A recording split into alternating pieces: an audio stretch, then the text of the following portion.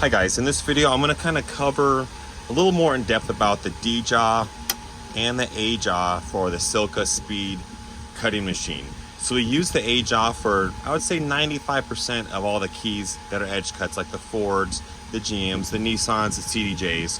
But sometimes we run across keys with very little teeth or very worn teeth, and that's where the D jaw comes in. So a lot of times people don't understand the reasons why and how, because like when we're sitting at the machine, we're looking forward, like this point of view, but we need to look at the side angle to see a little better. And it's still kind of hard to see that on camera or in training. So what I did is I took off one of the jaws here so I can move it in real time and kind of explain a little better. So let's go ahead and look at the A jaw. I'm going to go ahead and say we're cutting a basic Ford transponder key. Now notice how we have, I'm use my dirty fingernail, this swoop or the low part of the key here, and then we have the spine. I'm going to use a flathead screw. So we're going to have the low section here, and if you look here, we're going to have essentially this 90-degree angle. We want to rest that up against, so when we tighten it, and we use our spacer in here, of course, it's able to rest and be on that, so it's nice and flat, cool. But say if there's not enough material to grab right here, that's where we want to use the D jaw. The D jaw doesn't really have a section, so if we put it in there, it's gonna like slip out. I can still kind of pull it out. It's not secure.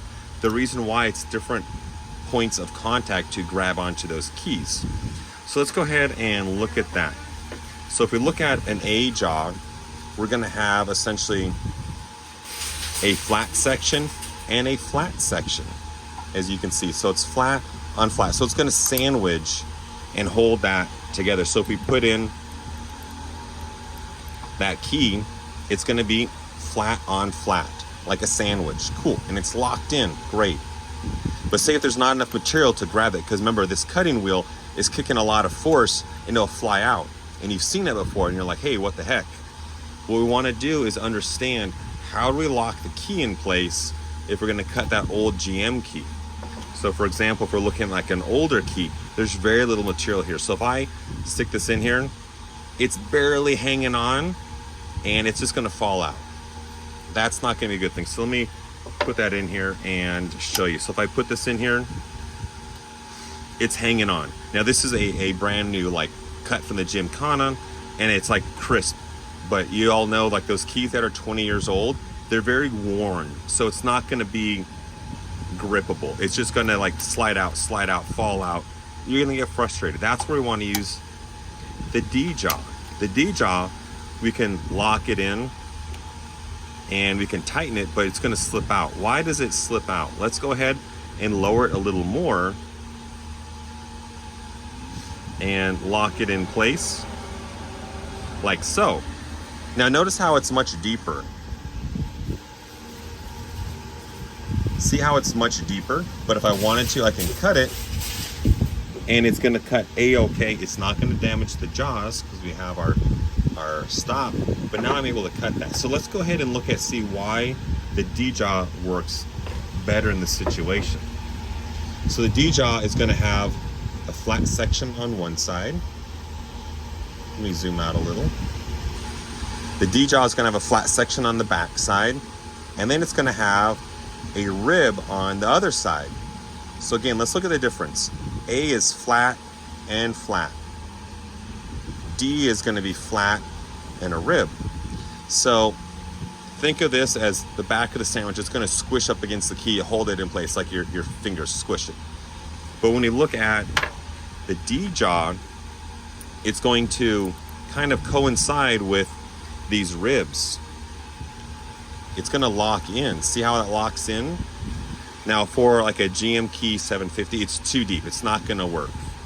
What we can do is we can press up here, or if we look at that older GM key, it's going to go in there perfectly. It's almost like it's meant to be. So what we're going to do is see how it lines up. It goes in there, and then the back side, it's flat. It locks it in place, and it's not going to go anywhere, and you still have enough clearance to cut. So if we stick in here, we're able to press up on this side, lock it in.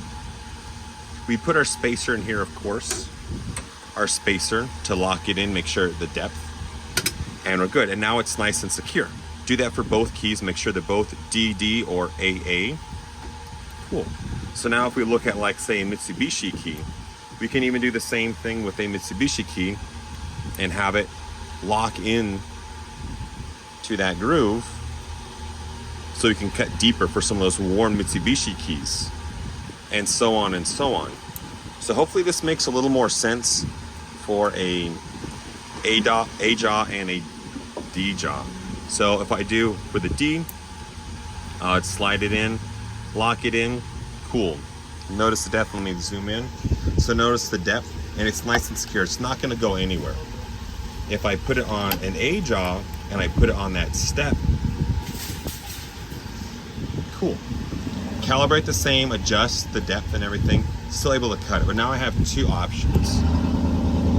If I look at an old school Ford on that shelf, cool, it's locked in on the A. If I put it on the D jaw, let's see, line it up, it's on that groove, and it's almost there. It's basically touching. It should be fine. So what you do is you put their key on there, and as long as it's not going past the jaw, theoretically you're fine. It's very close, but you're fine. You have this stopper that prevents the jaw from being cut, so you're fine. Let's go ahead and look at that GM Key 750. Now that one, it's not going to work. It's going to lock in there, but say if it's really cut thin, deep, like that key, it's ideally not going to be cut like that. But let's say we put it in there.